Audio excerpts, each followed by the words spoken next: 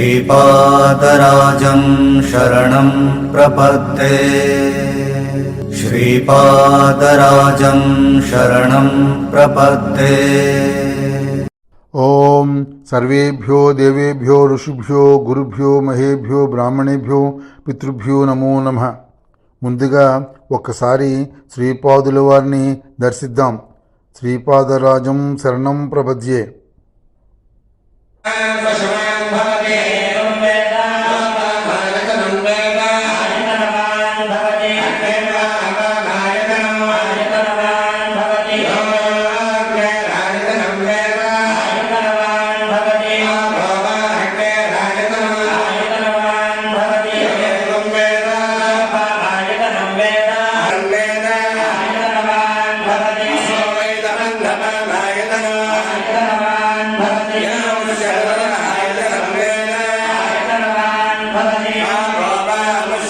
శ్రీపాద శ్రీవల్లభ జాతక గురుబల సిద్ధివ్రతం సందర్భంగా వచ్చిన ఆహ్వానితులకు వ్రతకర్తలకు పురోహితుల వారు శ్రీపాదుల వారి జీవిత చరిత్రలో మరికొన్ని విశేషాలను ఈ విధంగా చెప్పసాగారు.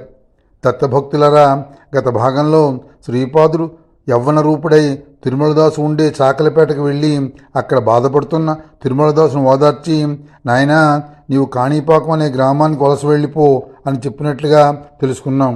ఆ తర్వాత ఏ సంఘటనలు జరిగాయో ఇప్పుడు తెలుసుకుందాం. గతంలో బ్రాహ్మణ పరిషత్ సమావేశం జరుగుతూ ఉండగా ఆవును కొనుక్కునేందుకు వర్మగారు ఇచ్చిన ధనాన్ని బ్రాహ్మణ పరిషత్తు ద్వారా స్వీకరించిన పాపయ్య శాస్త్రం బ్రాహ్మణుడు ఆ సొమ్ముతో సంతోషంగా తన ఇంటికి వచ్చాడు.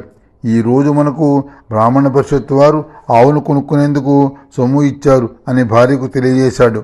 అతడు ఇంకా నేను దత్తుని నిత్యం పూజిస్తానని, స్వయంభూదత్తుని భక్తుడిని చెప్పానని, శ్రీపాదుడు దత్తుడు కాదని, అతడే నిజంగా దత్తస్వరూపుడైతే తన సోదరులకు ఎందుకు అంగవైకల్యం బాపలేకపోయాడని కూడా ప్రశ్నించాన్ని విజయగర్వంతో పాపయ్య శాస్త్రి భార్యకు తన ప్రతిభను చాటుకునే ప్రయత్నం చేశాడు. అంత అతని భార్య కోపంతో ఆ బాలుడు శ్రీ దత్తాత్రేయ స్వామివారి అవతారమని గ్రామస్తులంతా నమ్ముతున్నారు. మీ ఒక్కరికి ఏమైంది? ఆ బాలుని ఆడిపోసుకోవడం ఏమీ బాగోలేదు. దేవుని విమర్శిస్తే లేనిపోని అనర్థాలు జరుగుతాయి. ఇప్పటికైనా అటువంటి తప్పుడు ప్రచారం మానివేయండి. నేను మాత్రం ఆ బాలుని దత్తాత్రేయుని స్వరూపంగానే గుర్తిస్తానని అంది. అంత పాపయ్య శాస్త్రి ఎవరి వేరే వారికి ఆనందం అన్నాడు. ఇంతలో పాపయ్య శాస్త్రి ఇంటికి అతని మేనమామ వచ్చాడు. మేనమామ మేనలుడు కొంతసేపు కుష్ణ ప్రశ్నలు వేసుకొని మాట్లాడుకున్నారు. కొంతసేపటికి మేనమామ పాపయ్య శాస్త్రితో వెళ్ళి వస్తానని చెప్పి బయలుదేరాడు. అంత పాపయ్య శాస్త్రి మధ్యాహ్న సమయం దాటింది కదా, భోజనం చేసి వెళ్ళు అని మేనమామతో అన్నాడు. మేనమామ నేను సంవత్సరానికి ఒకరోజు మాత్రమే భోజనం చేస్తాను అని అన్నాడు. పాపయ్య నవ్వుతూ తద్దినన్నాడు మాత్రమే సంవత్సరానికి ఒకరోజు పితృదేవతలు భోజనం చేసినట్లుగా ఉంది నీ పద్ధతి అన్నాడు. అంత అతని మేనమామ సర్లే నా విషయం నీకెందుకు, నీవు కూడా త్వరలో వచ్చి నన్ను కలుసుకుంటావులే అని చెప్పి వెళ్ళిపోయాడు. ఇంతలో ఇంట్లో నుండి బయటికి వచ్చిన పాపయ్య భార్య భర్తతో ఎవరితో మాట్లాడుతున్నారండి అని భర్తను ప్రశ్నించింది. మా మేనమామ వచ్చాడు, అతనితో మాట్లాడుతున్నాను, భోజనం చేయమంటే వినకుండా వెళ్ళిపోయాడని పాపయ్య భార్యకు చెప్పాడు. అంత ఆమె మీకు మతిపోయిందా ఏమిటి? మీ మేనమామ గత సంవత్సరం చనిపోయాడు కదా, అతడు ఇప్పుడులా తిరిగి వచ్చాడని ప్రశ్నించింది. అంత పాపయ్య నిజమే, వచ్చినవాడు పూర్తిగా నా మేనమామను పోలి ఉన్నాడు. ఇంతవరకు మన బంధువులకి ఎవరికి మా మేనమామ పోలికలు లేనే లేవు. కొంపదీసి మా మేనమామ ప్రేతాత్మ దెయ్యం రూపంలో వచ్చి నాతో మాట్లాడిందా ఏమిటి అని అంటూ కంగారు పడ్డాడు. గుండె వేగంగా కొట్టుకోసాగింది. త్వరలో నన్ను నీవు కలుసుకుంటావులే అని నా మేనమామ అన్నాడు. అంటే నాకు త్వరలో మరణం రానున్నదా అంటూ పాపయ్య శాస్త్రి భయపడుతూ విర్రిమిర్రి కేకలు వేయసాగాడు. భయం తగ్గేందుకు కొంతసేపు ఓం ద్రాం దత్తాత్రేయాయ నమః అంటూ దత్తనామస్మరణ చేసి మెల్లగా స్వయంభూదత్తుని ఆలయానికి వెళ్ళాడు. ఆలయంలో దత్తుని విగ్రహం ముందు కూర్చొని ధ్యానం చేసుకుంటూ ఉంటే శిరస్సు లేని దత్తుడు అతనికి దర్శనమిచ్చాడు. పాపయ్య ఆ దృశ్యం గాంచి విపరీతమైన మనోవ్యాధకు గురయ్యి మరింత కంగారులో పడ్డాడు. ఇంతలో ఆలయ పూజారి ప్రసాదమిస్తే ఆ ప్రసాదం నల్లగా విషం వల్లే కనిపించింది. ఈ ప్రసాదం తింటే మరణం వస్తుందన్నట్లుగా పాపయ్యలో భావప్రకంపనలు కలిగాయి. పాపయ్య ఇంటికి రాగానే అతని భార్య అతనికి ఎదురుగా కనపడింది. భార్యతో భర్త మరణించిన స్త్రీ వలె ఎందుకు బొట్టు పెట్టుకోలేదు అని భార్యను ప్రశ్నించాడు. అంత ఆమె రూపాయి కాసింత కుంకుమ బొట్టు నా నుదుట ఉండగా కనబడట్లేదా ఏమిటి, బొట్టు లేదంటారేమిటి, మీకు ఎందుకో మతిస్థిమితం తప్పినట్లుగా ఉందంటూ లబోదిబోమని ఏడవసాగింది. పాపయ్య వింత మాటలు, అతని వింత ప్రవర్తన గ్రామమంతా ప్రచారం అయ్యింది. పాపయ్యకు పిచ్చి పట్టిందని గ్రామస్తులందరూ అనుకుంటున్నారు. గ్రామస్తులు పాపయ్య ప్రవర్తన చూసి అతనికి భూత వైద్యుంచి చికిత్స చేయించారు.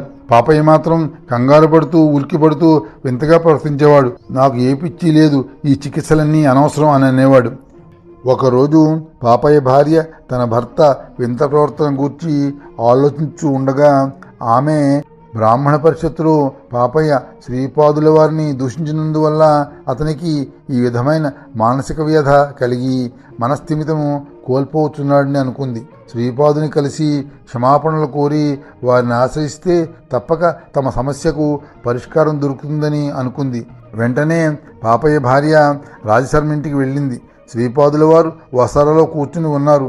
శ్రీపాదుల వారిని చూచి నాయనా బాగున్నావా అని పలకరించి శ్రీపాదుల వారిని ముద్దాడింది. అంతా ఆమె శ్రీపాదుల వారితో, నాయనా నా భర్త బ్రాహ్మణ పరిషత్తులో అజ్ఞానంతో నిన్ను పరుషవాక్యములతో నిందించి ఎంతో తప్పు చేశాడు. నీవు అతన్ని క్షమించి ఈ దురావస్థ నుండి మమ్మల్ని బయట పాడవేయి నాయనా అంటూ ఏడవసాగింది. అంత కరుణాసముద్రుడైన శ్రీపాదుడు, అత్తా నీవు నాకు మాతృ సమానురాలివి, బాధపడకు, మీపై నాకు ఎటువంటి కోపము లేదు. ప్రస్తుతము మీరు నివసిస్తున్న గృహమునందు అనేక వాస్తుదోషములున్నవి. మీరు ఆలస్యం చేయకుండా నూతన గృహం నిర్మించుకుని ఆ గృహములో వాస్తుపూజ చేసుకుని ఆ గృహంలోకి వెళ్ళిపోతే సమస్యలు దానంతట అవే సమసిపోతాయి అని అన్నారు. అంతా ఆమె ఇంటికి వెళ్ళి స్వగృహం నిర్మాణం చేయుటకు సంకల్పించినది. గతంలో పాపయ్యకు గ్రామస్తులు ఒక గొయ్యిని భూదానంగా ఇచ్చారు. బండరాలను తెప్పించి ఆ బండరాలను శకలాలుగా కొట్టించి ఆ గొయ్యిని పూడ్పించింది. వ్యయ ప్రయాసల కూర్చి ఎంతో సొమ్ము ఖర్చు చేసి కొంత సొమ్ము అప్పుగా తీసుకుని ఆ స్థలంలో పాపయ్య దంపతులు నూతన గృహము నిర్మించుకున్నారు. గృహ నిర్మాణం పూర్తి కాగానే పాపయ్య దంపతులు యథాశాస్త్రీయంగా ఒక శుభముహూర్తంలో ఆ గృహంలో వాస్తుపూజ జరిపి గృహప్రవేశం చేసుకుని అందు ప్రవేశించారు. మెల్లమెల్లగా పాపయ్యకు స్వస్థత చేకూరి నూతన గృహమునందు సంపూర్ణ ఆరోగ్యం పొందాడు. పాపయ్య ఆరోగ్యం పొందిన పిదప భార్యతో కూడి శ్రీపాదుల వారింటికి వచ్చి శ్రీపాదుల వారికి పాపయ్య క్షమాపణలు చెప్పాడు. అంత శ్రీపాదుల వారు పాపయ్యతో, పాపయ్య నీవు బుద్ధిహీనుడవు, చెడు మాటలు తలకు ఎక్కించుకున్నావు. దత్తుడు నిజ శరీరంతో శ్రీపాదునిగా నీ ఎదుట ఉన్నా కూడా గుర్తించలేని అభాగ్యుడవు. నిజానికి నీకు మృత్యుదశ నడుచున్నది. నీ అపమృత్యు కర్మను, నీ యొక్క మానసిక క్షోభ, అవమానము, ధనవ్యయము మొదలు వాటికి బదలాయించి నీ కర్మను ధ్వంసం చేశాను.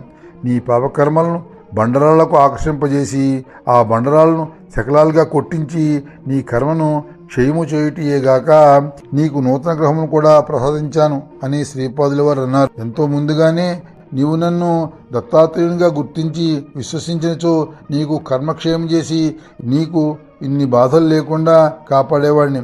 భక్తుని యొక్క భావనను బట్టి భగవంతుని అనుగ్రహం ఉంటుందని తెలుసుకో అన్నారు. అంత పాపయ్య శ్రీపాద అహంభావంతో తప్పు చేసి నేను నిందించాను. ప్రత్యక్షంగా దత్తుడు నా ఎదురుగా ఉన్నా గుర్తించలేక అంధుణ్ణయ్యాను. ఇక మనసా వాచ కర్మణ నీవే దత్తుడిని నమ్ముతున్నాను. నా అజ్ఞానం మన్నించి నన్ను రక్షించు అని శ్రీపాదుల వారిని పాపయ్య కోరాడు. శ్రీపాదుడు ఆ దంపతులకు ఆశీర్వచనలు అందజేసి వారిని తమ ఇంటికి సాగనంపాడు. ఒకసారి పిటికాపురం నందు కలరా అని అంటువ్యాధి వచ్చింది. ఆ వ్యాధి కారణంగా గ్రామ ప్రజలు అనేక మంది మరణించారు. వైద్యులు ఈ కలరా వ్యాధి త్రాగే నీటిలో కలుష దోషముండటం వల్ల క్రిములు వ్యాప్తి చెందుతున్నవని, ఇది అంటురోగమని జాగ్రత్తగా ఉండమని వైద్యులు గ్రామస్తులను హెచ్చరించారు. కొందరు గ్రామ పెద్దలు బాపనార్ల వారి వద్దకు వెళ్ళి ఈ విషయం చెప్పి తమ మంత్రశక్తి ద్వారా ఈ సమస్యకు తగిన పరిష్కారం చేయమని కోరిరి.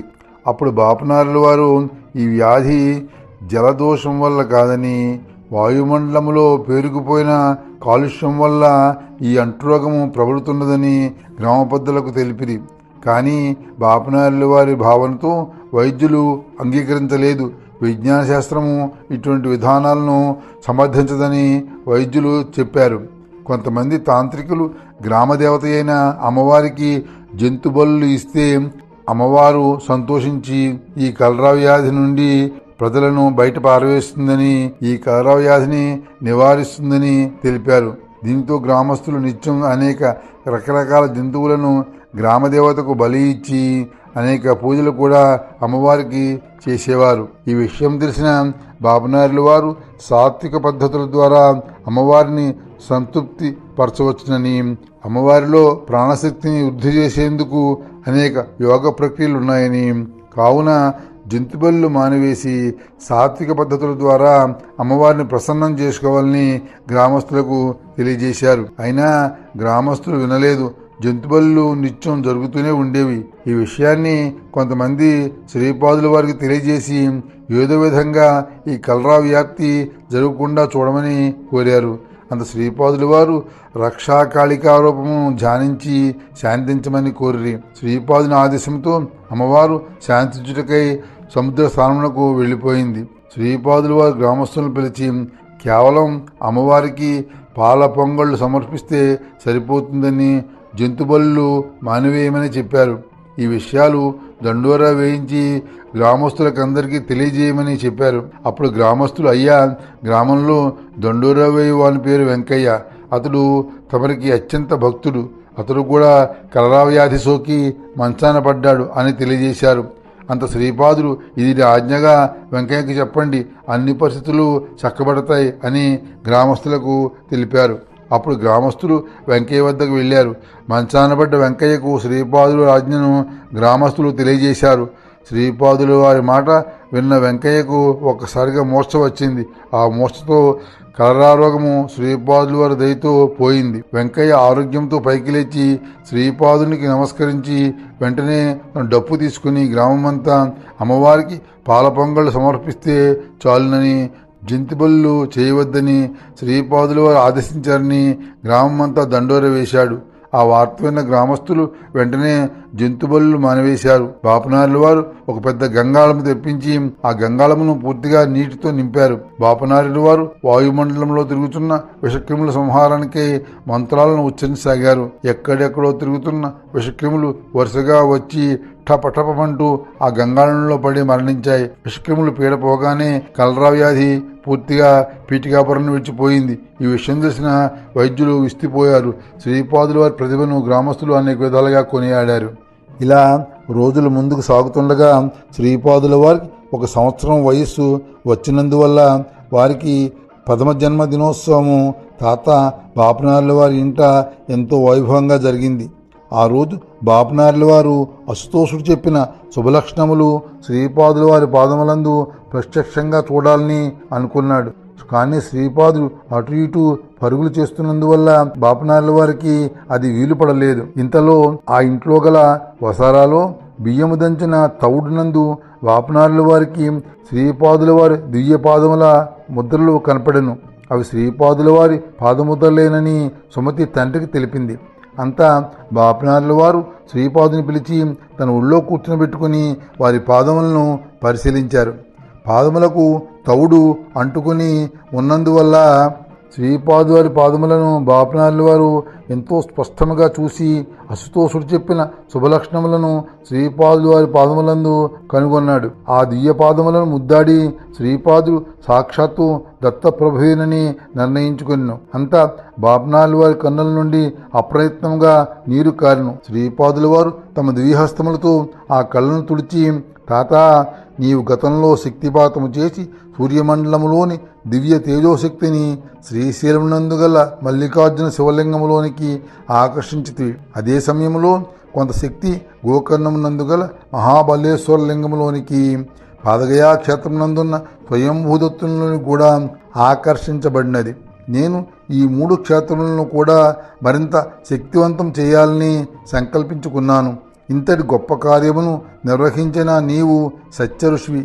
మా అమ్మకు నేను యతిరూపమున దర్శనమిచ్చినప్పుడు అమ్మ నాకు నమస్కరించుట్లో తప్పు లేదని వివరణ ఇచ్చితివి. కానీ అమ్మ నాకు నమస్కరించడం వల్ల నేను అల్పాయుష్కుడిని అయ్యానని భావించి అమ్మకు ఆ రోజే చెప్పి తిని, మన ఇద్దరి మాటలు సత్యములే, పొల్లు పోకూడదు సుమా. అందువల్ల నేను ఒక నిర్ణయానికి వచ్చాను. నేను 16 సంవత్సరాల పాటు మన ఇంట్లో మీతోనే ఉంటాను. నేను దేశాటన చేస్తూ సంసార బంధముల నుండి విముక్తిని కోరుకుంటున్న ముముక్షువులను అనుగ్రహించవలసి ఉంది అన్నారు. అంత బాపనార్ల వారు, నాయనా నీవు చిరంజీవిగా ఎల్లకాలం ఉండాలి సుమా అని అన్నారు. అప్పుడు శ్రీపాదులు, తాత ఈ శ్రీపాద శ్రీవల్లభుని రూపము చిరంజీవిగా నిత్యసత్యమై ఉంటుంది. శ్రీపాద శ్రీవల్లభుని శారీరక దివ్య మంగళ స్వరూపం మాత్రము గుప్తము గావించబడుతుంది.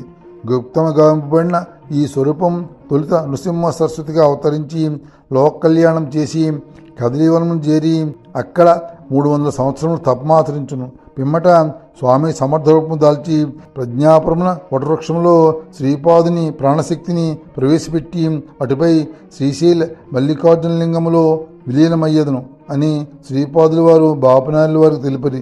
శ్రీపాదుల వారి మాటలు బాపనార్ల వారికి ఎంతో ఆశ్చర్యము కలిగించెను. ఒకరోజు శ్రీపాదుల వారి తల్లి సుమతి శ్రీపాదుల వారితో, నాయన నరసావధానదాతతో అనవసరంగా గొడవ పడకు. బ్రాహ్మణ పరిషత్తులు జరిగిన సంఘటన వివరాలు మీ నాన్నగారు నాకు తెలియజేశారు. నరసావధానులు గారు నీవు అడిగినా కూడా తోటకూరను ఇవ్వలేదని మీ నాన్నగారు చెప్పారంది. అప్పుడు శ్రీపాదుల వారు, అమ్మా తప్పు చేస్తున్న వారిని సక్రమమైన మార్గంలో పెట్టాలన్నదే నా యొక్క ధ్యేయం. నాకు ఎవరి మీద కోపం లేదు. నరసావధానుల తాతను తోటకూర అడుగుట్లో ఒక ప్రత్యేక కారణం ఉన్నది. నరసావధానుల తాత ఎన్నో దుష్కర్మలు చేయుచున్నాడు. అతని నుండి తోటకూరను తీసుకుని అతన్ని కర్మవిముక్తం చేయాలని సంకల్పించాను. కారణజన్ములకు శాఖదానం చేస్తే ఎన్నో దోషాలు హరిస్తాయి. కానీ నరసావధాన తాతలో పరివర్తన కలగలేదు. అందువలనే అతడు నాకు తోటకూర ఇవ్వలేదు. నేను తోటకూరను భుజించి ఉంటే అతనికి ఎంతోమంది బ్రాహ్మణులకు భోజనం పెట్టిన ఫలితము దక్కి అతడు చెడు కర్మల నుండి విముక్తి పొందేవాడు. కానీ బుద్ధి కర్మానుసారిణి అన్నట్లు అతని బుద్ధి అతన్ని కర్మవైపు తోసుకుపోతోంది. అతడు త్వరలో మరిన్ని ఇబ్బందులను ఎదుర్కొంటాడు అని శ్రీపాదుల వారు అన్నారు. ఒకరోజు పీఠాపురంలో బస చేయుచున్న బంగళా బ్రాహ్మణుడైన అశుతోషుడు నరసావధానుల గారింటికి వెళ్ళాను. నరసావధానతో, అయ్యా మీరు బగళాముఖి ఆరాధకులు. బగళాముఖి అమ్మవారు మీ రూపమందు దర్శనమిచ్చునని గ్రామస్తులు చెప్పగా వింటిని. నాకు మీ ద్వారా బగళాముఖి మాత దర్శనం చేయాలనే కోరిక ఉన్నది. కావున మీరు దయతో నా కోరికను మన్నించి బగళాముఖి మాత దర్శనం కలిగించినచో నేను ఆ మాతను దర్శించి మా దేశానికి వెళ్ళిపోతాను. మీకు కృతజ్ఞుడనై ఉంటాను అని తెలియజేశాడు. అంతా నరసావధానులు బగళాముఖి అమ్మవారు నేను పిలిస్తే పలికి దర్శనమిస్తుందని, ఎంతో కాలం నుండి అమ్మవారు ఉపాసన చేస్తున్నానని చెప్పి అశుతోషునితో నీకు అమ్మవారి దర్శనం ఇప్పిస్తానని అన్నాడు. పూజా మందిరం దగ్గర కూర్చొని నరసావధానులు ఎంతగా ప్రయత్నించినా అతని నోట్లో నుండి బగళాముఖి మాతను ప్రసన్నం చేసుకునే మంత్రాలు బయటకు రాలేదు. ఆ మంత్రాలన్నీ అతని స్ఫురణకు రాకుండా పోయాయి. ఎన్నోసార్లు ప్రయత్నించి విఫలమయ్యాడు. అక్కడే ఉన్న అతని శిష్యుడైన వేదాంత శర్మ గురువుగారు ఆనాడు బ్రాహ్మణ పరిషత్ సమావేశంలో శ్రీపాదులు మీ నుండి బగళాముఖి విద్యను ఉపసంహరిస్తున్నానని అన్నాడు కదా, ఆ శాప ప్రభావం వల్ల బహుశా బగళాముఖి అమ్మవారు మిమ్మల్ని వదిలి వెళ్ళిపోయినట్లుగా అనుకుంటున్నాను. ఇక ఎంతగా మీరు ప్రయత్నించినా ఫలితం ఉండదని అన్నాడు. ఆ మాటలతో నరసావధాని నిశ్చేష్టుడై ఏడుస్తూ, నిజమే ఇక బగళాముఖి నా నోట పలకదని అంటూ చెంగు నెత్తిన కప్పుకొని ఎంతో బాధపడిసాగాడు. ఈ సంఘటన గమనించిన అశుతోషుడు మెల్లగా అక్కడి నుండి వెళ్ళిపోయాడు. అతను వెళ్ళగానే నరసావధానులకు శిష్యుడైన వేదాంత శర్మ కూడా వెళ్ళిపోయాడు. నరసావధానులు దుఃఖ సముద్రంలో మునిగిపోయాడు. ఇంతలో నరసావధాని దేహం నుండి ఒక తేజోరూపము బయటకు వచ్చింది. ఎంతో వర్చస్సుతో వెలిగిపోతున్న ఆ రూపమును చూచి నరసావధానులు ఆశ్చర్యంతో, నీవెవరివి, నా దేహము నుండి బయటికి వచ్చితివి అని ప్రశ్నించెను. అంతా ఆ తేజస్వి నరసావధాని, నేను ఇంతకాలము నీ శరీరంలో అంతర్భాగముగా అగోచరముగానున్న పుణ్య శరీరమును. గతంలో నీవు వేదములను పఠించేవాడి, ప్రతినిత్యం స్వయంభూదత్తుని పూజిస్తూ సత్ప్రవర్తనతో మెలిగేవాడి. కానీ నీవు బగళాముఖి విద్యను ఉపాసించి ఆ విద్యను నీ స్వార్థానికి ఉపయోగించుకుంటూ ఎన్నో దుష్కర్మలు చేస్తూ ఎంతోమంది పండితులను అహంకారంతో అవమానించితివి. చివరికి నీలో అహంకారం మితిమీరి శ్రీపాద శ్రీవల్లభుని రూపంతో ఉన్న సాక్షాత్తు దత్తాత్రేయ స్వామివారిని అవమానించితివి. దత్తును అవమానిస్తే సర్వదేవతలను అవమానించినట్లే నీవు మోహపాశముతో బంధింపబడినావు. త్వరలో నీకు పతనావస్థ దారిద్ర్య దశ రానున్నది.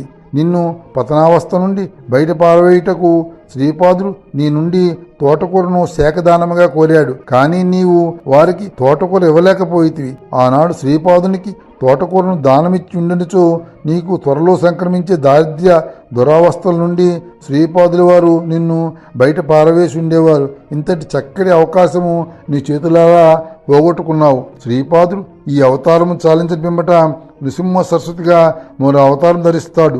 అటుపై జరిగే సంఘటనను నీకు చూపిస్తాను, నీ కన్నులతో వీక్షించు అని పుణ్యపురుషుడు వచ్చే జన్మలో జరిగే సంఘటనలను నరసావధానులకు ఈ విధంగా చూపసాగాడు. శ్రీపాదుల వారు తన తదుపరి జన్మలో నృసింహ సరస్వతిగా అవతరించారు. శ్రీ నృసింహ సరస్వతి మహారాష్ట్రలోని నృసింహవాడి అను పంచనదీ క్షేత్రంలో 12 సంవత్సరములు తపస్సు చేశారు. ప్రతిరోజు శ్రీ నృసింహ సరస్వతి స్వామి చుట్టుపక్కల గ్రామాల్లో భిక్ష చేసేవారు. ఈ ప్రాంతాన్ని నృసింహవాడి లేదా నరుసభవాడి అని అంటారు. ఇక్కడ శివ, భద్ర, భోగావతి, కుంభి, సరస్వతి అను పంచనదులు కృష్ణానదిలో కలుస్తాయి. దీనిని పవిత్రమైన కృష్ణా పంచనది సంగమంగా పిలుస్తారు. ఈ సంగమం పురాణాలలో మనోహర తీర్థం అనే పేరుతో కీర్తించబడింది. ఈ క్షేత్రంలో గల మేడి వృక్షము ఎంతో మహిమగలది. ఈ పంచనదుల ఒడ్డున అనేక ఎంతో మహిమగల తీర్థములు ఉన్నాయి. నడుసభవాడికి దగ్గరలో అమరాపురం అనే గ్రామం ఉంది. ఆ గ్రామంలో అమరేశ్వర స్వామి వారి లింగము గల దేవాలయం ఉన్నది. ఈ క్షేత్రం మహిమ తెలియజేయుటకే శ్రీగురుడు ఈ ప్రాంతంలో 12 సంవత్సరాలు నివసించారు. అప్పట్లో నృసింహ సరస్వతి వారిని శ్రీగురుడు అని పిలిచేవారు. నరసోభవాడికి దగ్గరలో గల అమరాపురం గ్రామంలో నిత్యానుష్ఠానంతో నియమనిష్టలతో జీవించే ఒక నిరుపేద బ్రాహ్మణుడు ఉండేవాడు. అతడు ఓ కుమారుని ఓ కుమార్తెను కలిగి ఉండేవాడు. ఆ నిరుపేద బ్రాహ్మణుడు ప్రతిరోజు భిక్ష చేస్తూ జీవించేవాడు. ఆ భిక్ష ద్వారా వచ్చిన బియ్యాన్ని అతని భార్య వండి వారి ఇంటి ముందు గల తోటకూర మొక్కలను తెంపి ఆ తోటకూర ఆకులతో కూర వండేది. ఆ అన్నంతో పాటు తోటకూరను భగవంతునికి నివేదించి ఆ దంపతులు భుజించేవారు. ఎప్పుడైనా గ్రామంలో అతనికి బియ్యము భిక్షగా లభించకపోతే అతని భార్య తోటకూరను మాత్రమే కూరగా వండేది. ఆ కుటుంబం అంతా ఆ తోటకూరను మాత్రమే భుజించి కడుపు నింపుకుని తమ ఆకలిని తీర్చుకునేవారు. ఇది వారి నిత్య జీవన విధానం. ఇలా ఉండగా ఒకరోజు నృసింహ సరస్వతి వారు ఆ గ్రామానికి భిక్షకై వెళ్ళి ఆ బ్రాహ్మణుని ఇంటి ముందు నిల్చుని భవతి భిక్షాందేహి అని భిక్షకై అర్థించారు. ఆ బ్రాహ్మణుడు బయటకు వచ్చి నృసింహ సరస్వతి వారిని ఇంటిలోనికి ఆహ్వానించాడు. అంత స్వామికి నమస్కరించి, అయ్యా, నేను ఈ గ్రామంలో భిక్ష చేసి జీవిస్తూ ఉంటాను. నేను కూటికి గతిలేని నిరుపేద బ్రాహ్మణుడను. ఈరోజు గ్రామంలో నాకు బియ్యం భిక్షగా లభించలేదు. అందువల్ల మా ఇంటి ముందు గల తోటకూరను వండి భగవంతునికి నివేదించాం. అవధూత స్వరూపులైన మీరు నా ఇంటికి భిక్షకై వచ్చుట నా అదృష్టం అని చెప్పి తాము వండుకున్న తోటకూరను స్వామివారికి భిక్షగా ఇచ్చాడు. నృసింహ సరస్వతి స్వామివారు ఎంతో సంతోషంగా ఆ భిక్షను స్వీకరించారు. అయ్యా, ఈ రోజు మీరు నా ఇంట భిక్షను స్వీకరించి నన్ను కృతార్థుండు చేశారు అని నమస్కరించాడు. అంతా నృసింహ సరస్వతి, నాయన, నీ ఆతిథ్యానికి నేను ఎంతగానో సంతోషించాను. ఈ రోజుతో నీ దారిద్ర్యం తీరిపోతుంది. నీవు సిరి సంపదలతో హాయిగా ఇకపై జీవిస్తావని అన్నారు. అంతా ఆ దంపతులు స్వామివారికి నమస్కరించారు. నృసింహ సరస్వతి వారు ఇంటి బయటకు వచ్చి ఆ బ్రాహ్మణుని ఇంటి ముందు గల తోటకూర ఏపుగా పెరిగిన చోటకు వెళ్ళి ఆ మొక్కలను పీకి కింద పారవేసి వడివడిగా నడుచుకుంటూ ముందుకు వెళ్ళిపోయారు. ఈ దృశ్యం చూసి ఆ బ్రాహ్మణ దంపతులు దుఃఖించి స్వామివారికి ఏమైనా అపచారం జరిగిందా, వారు కోపించారా అని అనుకున్నారు. తమ జీవనాధారమైన ఆ తోటకూర మొక్కలను తిరిగి నాటాలని ఆ బ్రాహ్మణుడు పలుగు పార తెచ్చి ఆ ప్రదేశంలోనే గొయ్యి తవ్వసాగాడు. ఆ భూమిలో నుండి కంగు కంగుమని శబ్దం వచ్చింది. అప్పుడు ఆ భూమిని బాగా లోతుగా త్రవ్వగా రాగి బిందెలతో ఒక నిధి అతనికి కనపడింది. వెంటనే ఆ బిందెలను పైకి తీసి చూడగా ఆ బిందెల్లో బంగారు వెండి నాణ్యాలున్నాయి.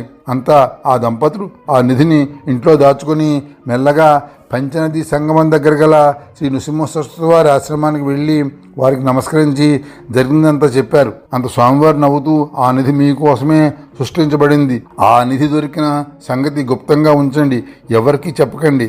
మీరు దారిద్ర్య బాధ లేకుండా ఇకపై హాయిగా జీవించండి అని అన్నారు. ఇంకా స్వామి, ఓయి బ్రాహ్మణోత్తమ, నీవు గత జన్మలో పీఠికాపురం గ్రామంలో నరసావధానిగా జీవితం గడుపుతున్నప్పుడు నేను కూడా పీఠికాపురమందు శ్రీపాద శ్రీ వల్లభుడు అని పేరుతో జన్మించాను. ఆ రోజుల్లో నీవు నన్ను మీ ఇంట తోటకూరతో భోజనం చేయమని కోరావు. నీ కోరిక వచ్చే జన్మలో తీరుస్తాను నీకు మాట ఇచ్చాను. ఆ ప్రకారం నా మాట ఈ జన్మలో నిలుపుకున్నాను అన్నారు. అంతా బ్రాహ్మణ దంపతులు నృసింహ సరస్వతి వారికి నమస్కరించి తిరిగి తమ ఇంటికి వెళ్ళిపోయారు.